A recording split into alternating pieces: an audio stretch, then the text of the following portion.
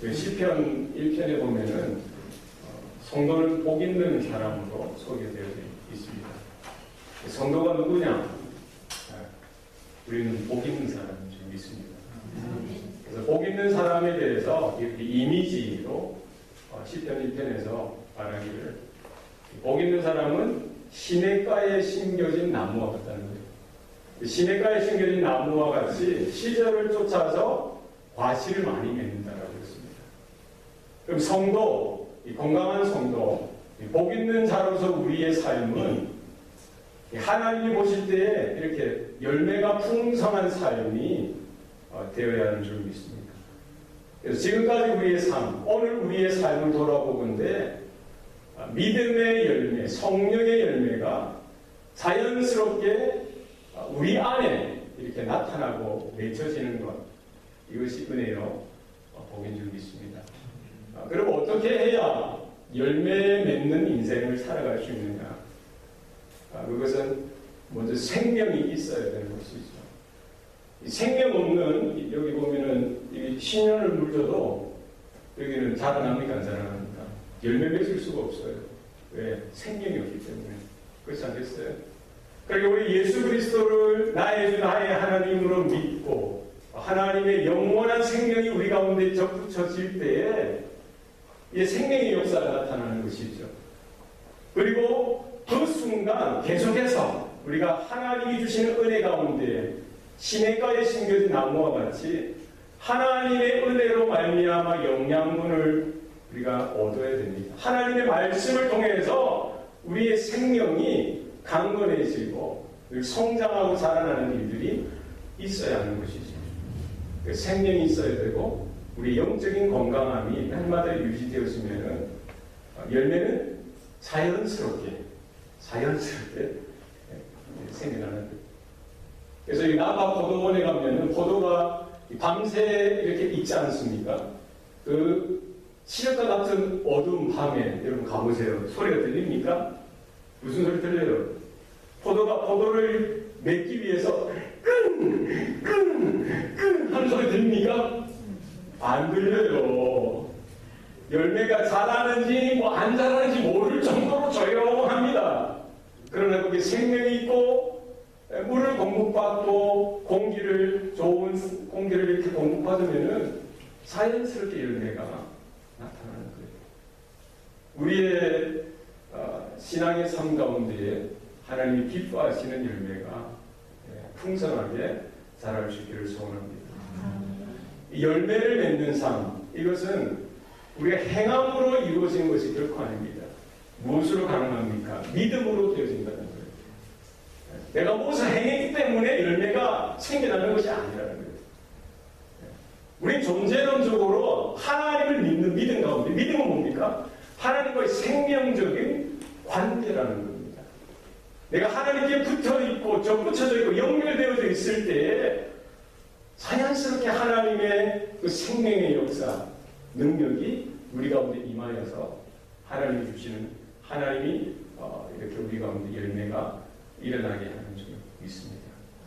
나는 포도나무에 놓이는 가지니 너희가 내 안에, 내 말이 너희 안에 있으면 너희가 열매를 많이 맺고 나를 떠나서는 너희가 아무것도 할 수 없느니라. 그래서 우리의 믿음의 싸움은 뭐냐? 하나님의 임재 가운데 있는 것, 예수님의 은혜 가운데 있는 것, 진리의 그 풍성한 은혜 가운데 있으려고 우리는 마음을 드리고 우리의 시간을 드리고 우리 모든 것들을 하나님 앞에 이렇게 내어드리는 것, 그 싸움이죠. 그래서 우리의 삶이 누가 보든지 하나님이 기뻐하시는 인생과 같은 열매가 있기를 소원합니다. 현대의 많은 성도들의 삶을 돌아보면은 과연 열매 있는 성도인가, 열매가 있는 교회인가, 다 그렇지는 않더라는 거예요.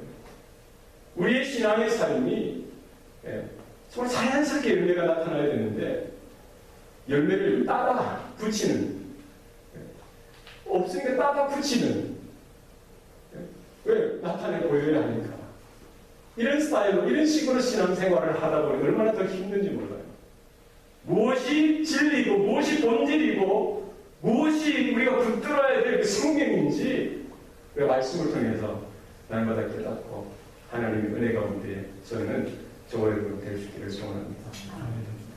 우리가 영적으로 성장하고 우리의 신앙이 이렇게 자라나는 데 있어서 걸림돌, 방해거리가 있습니다. 신앙생활에 적이 있어요.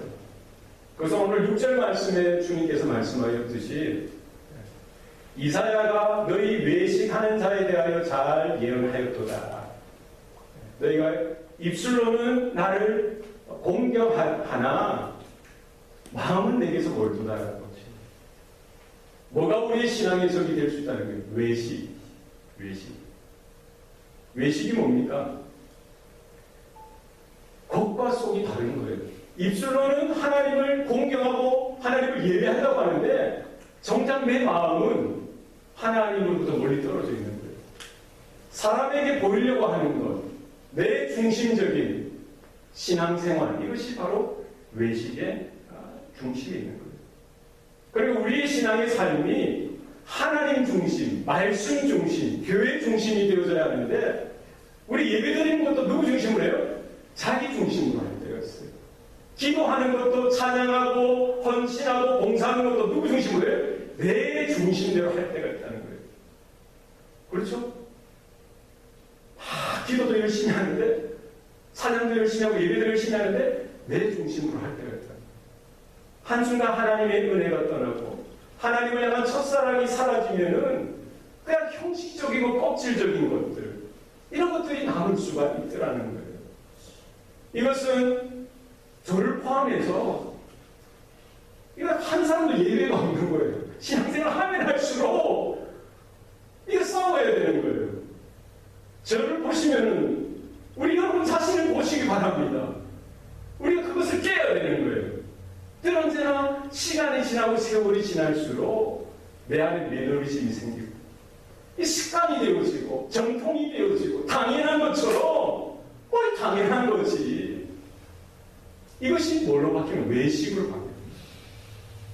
하나님의 은혜를 더 이상 받지 못하도록, 하나님의 진리의 말씀을 더 이상 깨닫지 못하도록 막는 장애물이 될 수 있다는 거예요. 날마다 회개하고, 날마다 돌이키고, 날마다 통회하고 자복하고, 우리 마음을 찢으며, 가슴을 찢으며 하나님 앞에 나아가는 저와 여러분 되시길 바랍니다. 너희는 나를 따라올 때 날마다 자기를 부인하고 자기 십자가를 지고 쫓으라고 하신 그 주님의 그 요구와 요청대로 우리의 예배는 뭐가 되어야 되는 거예요? 자기를 부인하는 자리가 되어야 되는 거예요. 우리 찬양과 우리 기도가 뭐가 되어야 되는 거예요? 우리 헌신과 봉사가 뭐가 되어야 되는 거예요? 내 십자가를 지는 자리가 되어야 되는 거예요. 이것으로 말하면 내가 어떻게 나됨이 드러나고 나의 크레딧, 나의 영광이 드러나는 자리가 아니라 나는 사라지고 나는 철저히 죽고 깨어지고 하나님의 영광만 드러나는 자리, 하나님의 은혜만을 붙드는 자리, 하나님의 국률만이 선포되어지는 자리가 되어져야 될 줄로 믿습니다. 오늘 본문에 보면은 바리새인들과 서기관들이 나옵니다. 바리새인들과 서기관들만큼 구약 성경, 하나님의 율법, 하나님의 계명에 정통한 사람이 없어요. 바리새인들은 평신도 종교 지도자입니다. 구약 성경에 대해서, 율법에 대해서 해박한 지식이 있어요. 그리고 그것을 다 연구해서 사람들에게 가르쳐주는 일들을 하는 것이죠. 서기관들은 성경 말씀을 필사하는 일을 해요. 그러니까 오늘날에는 인쇄기가 있어서 다 복사하지만 그때는 뭐래요? 구약 성경에 있는 말씀을 필사. 그거 아무나 할 수 있습니까? 특별히 훈련되어지고 하나님 앞에 헌신된 자들만 뽑아서 그들 중에 가르쳐서 그 일을 하게 하는 거예요. 그 말씀을 다 이렇게, 그리고 그 말씀을 해석하고 토론하고 그 말씀을 백성들에게, 민중들에게 가르치고 또 전하는 그런 일들을 했으니까 얼마나 바리새인들과 서기관들이 존경받을 만하고 하나님의 뜻, 하나님의 말씀을 누구보다도 더 잘 알고 깨달아야 하는 그룹이었던 것이죠. 오늘 본문에 보면 그들이 지금 예루살렘에서 와서 예수께 모여들었다라고 했어요. 예수님께 왜 왔을 것 같아요? 예수님의 말씀을 듣고 예수님을 통해서 은혜를 받고 찬양하고 하나님을 예배하기 위해서 왔는가? 그랬으면 얼마나 좋았을까요? 아마 당시에 예수님께서 랍비로서 말씀을 전하시고 여러 가지 기적을 행하시고 하나님의 나라를 선포하고 하는 이 사역의 현장들 가운데 너무나 엄청나고 놀라운 일들이 생겨나니까 그 지방에서도 그 서기관들과 바리새인들이 놀란 거예요. 예루살렘에 있는 그 수도에 있는 예루살렘에 있는 이 제사장들, 종교 지도자들도 깜짝 놀란 거예요. 기성 종교의 권세에 크게 위협이 되어질 수 있다라는 생각에 지금 바리새인들과 서기관 몇 명을 선출해서 파송해서 예수를 관찰하고 이렇게 다 판단해서 가능하면 그를 비판하고 비난하고 반박해서 그 사역을 더 이상 확장하지 못하도록 하는 그 일을 위해서 보냈던 것이죠. 마침 예수님께 왔는데 예수님의 제자들 중 몇 사람이 오늘 본문 2절에 보니까 부정한 손, 곧 씻지 아니한 손으로 뭐를 먹었어요? 떡을 먹은 것을 보았던 거예요. 이 바리새인들과 서기관들이 그것을 보고는 이거다 하면서 예수님 앞에 나아가서 따지는 겁니다. 오늘 오전 말씀에 뭐라고 따집니까? 어찌하여 당신의 제자들이 장로들의 전통을 준행하지 아니하고 부정한 손으로 떡을 먹나이까? 지금 누구에게 뭐를 가지고 따지는 거예요? 모든 구약 성경, 모든 율법이 지시하고 가리키고 있는 율법의 완성으로, 율법의 성취로 오신 바로 하나님의 아들이요 메시아 되신 그분 앞에 와서 지금 논쟁을 하고 따지고 예수님을 반박하고 있는 것이죠. 어찌하여 당신의 제자들이 장로들의 전통을 지키지 아니하고 부정한 손으로 떡을 먹습니까?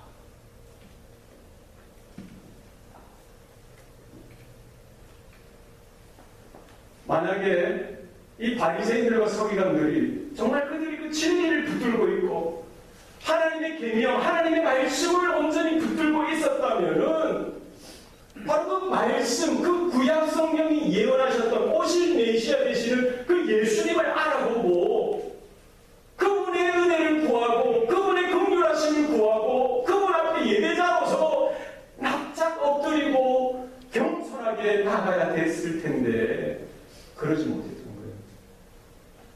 무엇 때문입니까?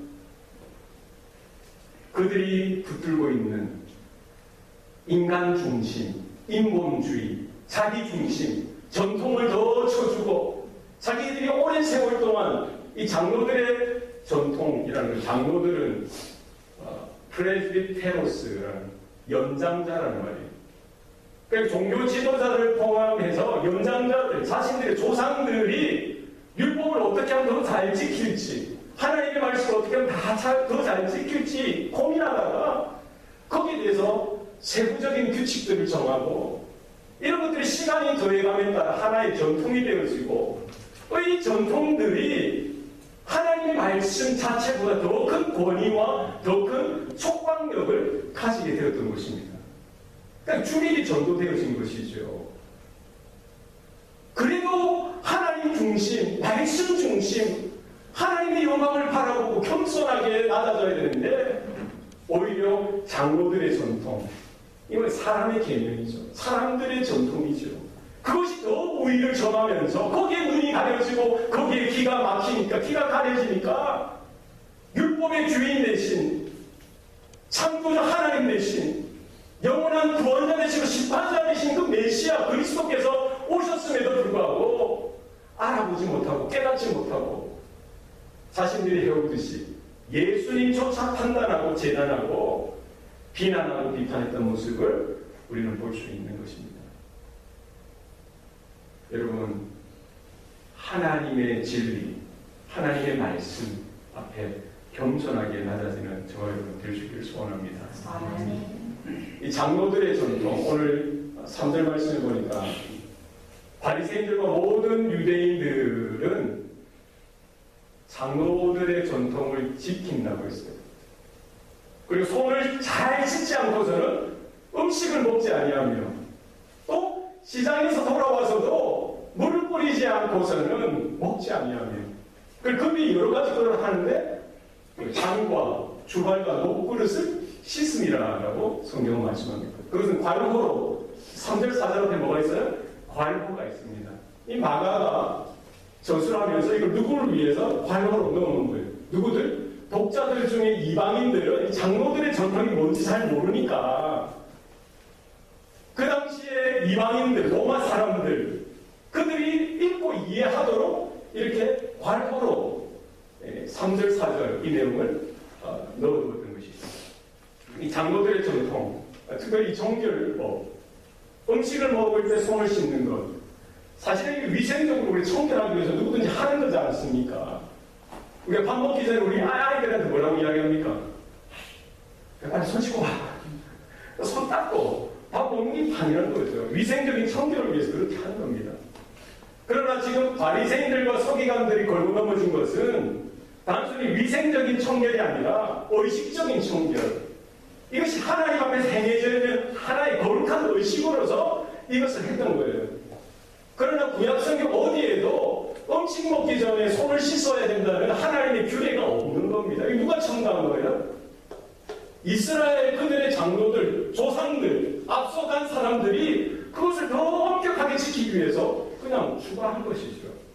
레위기에 보면 정결의식에 대해서 나와 있는 것은 월경하는 여인들을 가까이 하면 부정하게 된다. 그리고 시체나 사체를 만지게 되면 부정하게 된다.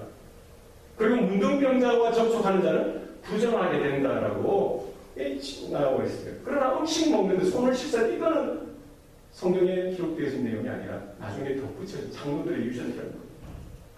아마 대제사장들이 예배 가운데 제사 가운데 제물을 삼고 성소와 지성소로 들어가기에 앞서서 거기 있는 물두멍에 손을 씻었던 것, 그것을 보고 아마 유대인들 종교 지도자들이 이 정결의식, 정결례법을 만들어내고 붙여오고 오랜 세월 동안 그것을 지켜왔다는 거예요. 그러니까 이런 성경의 본질, 하나님의 말씀, 계명 그 자체보다 그 사람들이 만든 그 사람의 계명, 사람의 전통들을 더 말씀보다 우위에 두고 그것을 지키면 내가 꽤 괜찮은 신앙인인 것처럼 또 그것을 지키지 않고 따르지 않는 사람은 이방인처럼 우상숭배자들과 같이 여겼다는 것. 그것이 얼마나 차가당착이고 올토당토하는 일들이었던 것이죠. 중요한 것은 뭡니까? 우리가 어떤 의식을 행하는 것, 전통을 행하는 것도 좋은 전통이면 참 좋죠. 그러나 그것 자체에 매이는 것, 그것은 잘못된, 그것을 절대화하는 것도 잘못된 것이라는 거예요. 무엇이 중요합니까? 우리의 마음을 청결하게 하고 내 심령을 깨끗이 배경의 사건, 이 사건이 일어난 배경이 어디냐? 예수님께서 5병이어로 5,000명을 먹이시는 그때에 바리새인과 서기관들이 그 자리를 찾아왔던 거예요. 예수님은 기적을 베푸시고 하나님의 말씀을 선포하시는 그 현장에 제자들이 떡을 나눠주고 적지 않은 사람들이 그 손 씻을 겨를이 어디 있었겠어요? 그 광야에서 사막에서 주님이 주시는 그 떡을 그냥 기도하고 먹는 그때에 그들이 그것을 목도하면서 왜 그 자리에서 너희들은 부정한 손, 씻지 않은 손으로 먹느냐? 예수님이 그걸 따지고 있었다라고 해석하는 것이죠. 바로 그 자리에 하나님의 기적이 임하고 하나님의 능력이 임하고 영원한 떡 대신 예수 그리스도 그 생명의 말씀을 양식 삼아야 될 그 자리에서 전통의 눈이 어둡고 장로들의 그 유전, 사람의 계명의 눈이 어둡다 보니까 진리의 빛 대신 하나님의 아들 대신 그분을 향해서 눈이 닫혔던 것입니다. 우리 어떤 형편, 어떤 처지에 있어서 하나님의 말씀 가운데, 하나님의 진리 가운데 우리의 심령이 날마다 정결하게 되어지고 깨끗하게 되어질 수 있기를 소원합니다. 말씀은 누가 받아야 되는 거예요? 내가 받아야 되는 거예요. 하나님의 말씀이 선포되어지고 우리가 성경을 읽다 보면은 들어보는 거예요. 김 집사가 왜 안 왔지? 이 집사가 왜 안 왔지? 그 사람이 들어야 되는데 왜 안 왔어? 그러니까 잘못된 거죠. 말씀이 선포되어지고 그 말씀이 나한테 부닥쳐지고 내를 찌르고 이러면은 누가 들어야 되는 거예요? 내가 들어야 되는 거예요. 누가 회개해야 되는 거예요? 내가 회개해야 되는 거예요. 누가 마음이 정결해야 되는 거예요? 내가 되어줘야 되는 거예요. 말씀을 가지고 조그마한 지식을 가지고 누군가는 서지만 그게 들리면은 누구한테 말씀하시는 거예요? 나한테 주신 말씀. 우리 진리의 말씀 가운데 들을 수 있는 귀가 열리기 바랍니다. 예수님께서 그 바리새인들과 서기관들 그들의 무례함들을 바라보시면서 뭐라고 말씀하십니까? 이사야가 너희 외식하는 자에 대하여 잘 예언하였도다. 기록하였을 때 이 백성이 입술로는 나를 공경하였을 때 마음은 내게서 멀도다. 바로 그들이 하고 있는 그 자태, 그들이 하고 있는 그 행위가 뭐라는 거예요? 외식이라는 거예요. 바로 다 외식하는 서기관들과 바리새인들이요. 예수님은 또 다른 장소에서 그 바리새인들과 서기관들이 행하는 그 모든 모습들을 외식으로 규정하신 거예요. 길거리에 서서 두 손 높이 들고 기도하는 그 모습들. 나는 일주일에 2번 금식하고 토색하고 불의하고 음란한 저들과 내가 같지 아니함을 감사하나이다. 이 세리와도 같지 않음을 내가 감사하나이다. 사람들에게 보이려고 하고 내 자신의 의를 드러내려고 하고 나의 어려움을 나타내려고 하는 그 모습, 모든 모습을 주님은 뭐로 규정하신 거예요? 외식이라는 거예요. 우리가 기도할 수 있죠. 우리가 찬양할 수 있습니다. 우리가 예배드릴 수 있어요. 우리가 선하게 행동할 수 있고 누군가를 도울 수 있습니다. 그러나 우리가 영적인 분별력과 영적인 균형감 가운데 있어야 되는 거예요. 내 힘과 내 지식과 나의 나됨을 나타내는 기회가 되어서는 안 된다는 거예요. 그 자리가 내 자신을 부인하고 십자가를 지는 자리가 되어져야 하는 것입니다. 내 모습이 나타나고 나의 만족이 되어지고 내 기쁨이 채워지는 자리가 되어진다면 우리도 바리새인과 서기관들과 같이 주님 오실 때 주님 앞에서 외식하는 자들아 너는 회칠한 무덤이 아니냐 뼈가 먼지질을 하고 너희 속은 충당이 썩어서 냄새나는 악취나는 그런 형편 가운데 회개하지 않냐고 돌이키지 않는 그런 모습들 가운데 우리의 마음이 어디 있느냐 우리의 중심이 어디 있느냐 우리가 살펴볼 수 있기를 소원합니다. 너희가 사람의 계명으로 교훈을 삼아 가르치니 나를 헛되이 경배하는도다. 우리가 예배하는 것도 마찬가지입니다. 우리가 헌신하고 하나님 앞에 봉사하는 삶도 마찬가지예요. 내 기분 따라 내 기준 따라 내가 중심이 되어지고 내 자아가 드러나는 그런 것이 되어서는 안 됩니다. 구약의 이스라엘 백성들이 수많은 그런 재물들을 가져와서 하나님 앞에 피를 뿌리고요. 소를 잡고 양을 잡고 여러 가지 재물도 많이 잡았지만 하나님은 그것을 더럽다고 하셨어요. 부정하다고 하셨습니다. 결국 하나도 받지 않으셨어요. 왜 그렇습니까? 하나님이 원하시는 그 마음이 없다는 거예요. 하나님이 찾으시는 그 믿음이 없다는 거예요. 이스라엘의 그 백성들 뭐예요? 그 제사를 드리면서도 자기의 의가 드러난 거예요. 자기가 중심이 되어진 거예요. 우리 예배 가운데서 누가 주인이냐? 하나님이 우리의 주인 되심을 고백하십니다. 하나님. 우리 예배 드리고 기도하는 게 신앙생활하는 게 내 만족을 위해서 해서는 안 됩니다. 하나님의 영광, 하나님의 은혜, 하나님의 말씀 이것이 중심이 되어져서 짧은 우리 인생 가운데 하나님이 뭐를 원하시는지 하나님이 뭐를 받으시기를 원하시는지 우리 예배의 삶이 새롭게 변화를 받았으면 좋겠습니다. 너희는 하나님의 계명은 버리면서 사람의 전통을 지킨다고 했어요. 너희는 너희 전통을 지키기 위해서 하나님의 계명은 잘 버리는 거예요. 잘 쳐버린다. 잘 버린다. 누가 말할까요? 예수님의 말씀이에요. 뭐가 중요하고 뭐가 안 중요한지 그 구별할 수 있어야 되는데 뭐가 본질이고 뭐가 진리고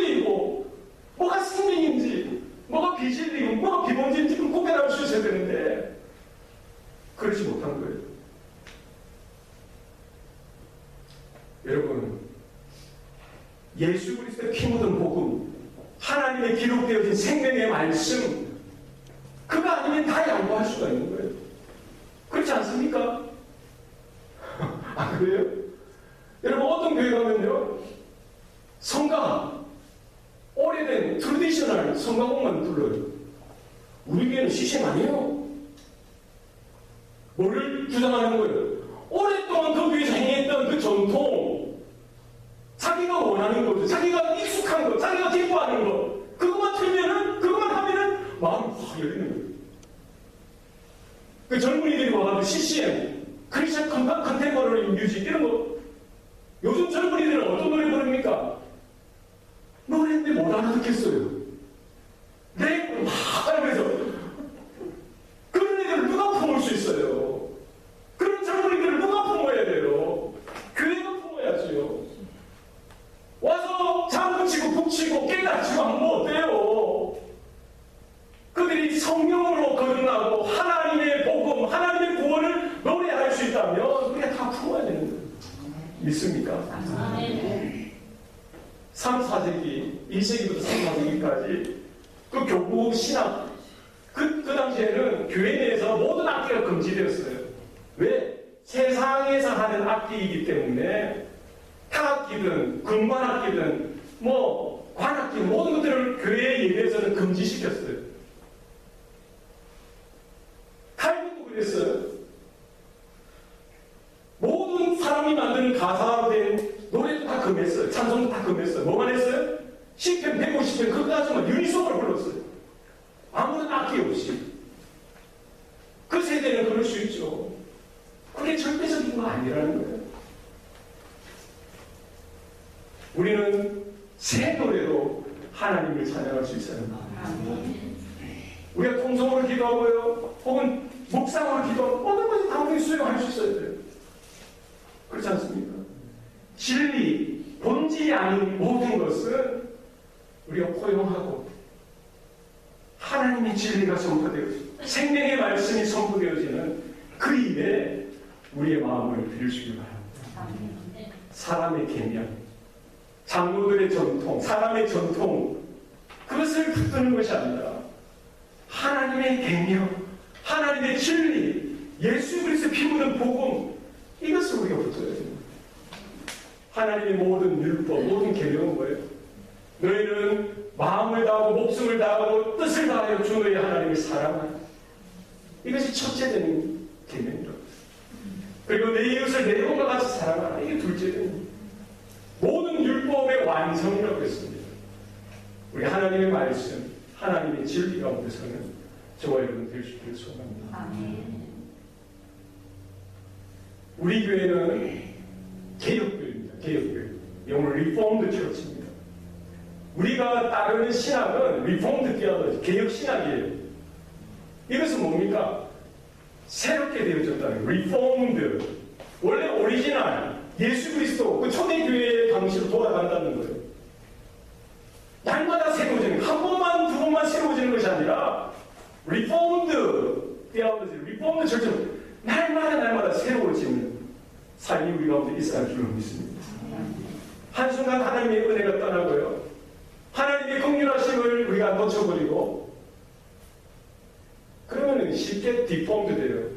쉽게 우리가 식어지고요, 쉽게 타락합니다.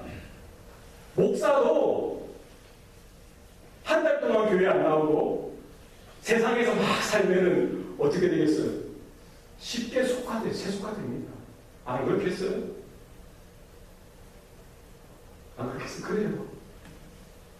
예배의 자리를 사모하고 날마다 하나님 앞에 그 거룩함과 정결한 가운데 설려고 그 진리 가운데 나오는 그런 것을 포기하면은 우리 안에 전적으로 타락하고 전적으로 부패한 속성이 있기 때문에 금방 쉽게 디폼드 되어지고 금방 쉽게 완악하고 강박해지고 하나님으로부터 멀어지는 삶 가운데 놓이시게 된다는 거예요.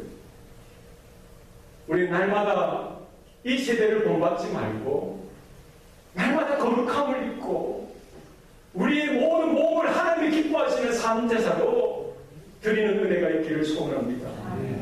우리 입술뿐만 아니라 우리의 몸뿐만 아니라 우리의 심령, 우리의 마음, 우리의 중심까지도 하나님 한 분에게 올려드리고 예배의 그 자리가 날마다 내 자신을 부인하고 부정하고 십자가를 지고 하나님의 영광을 바라보며 하나님의 나라를 크게 경험하는 자리가 될 수 있기를 소원합니다.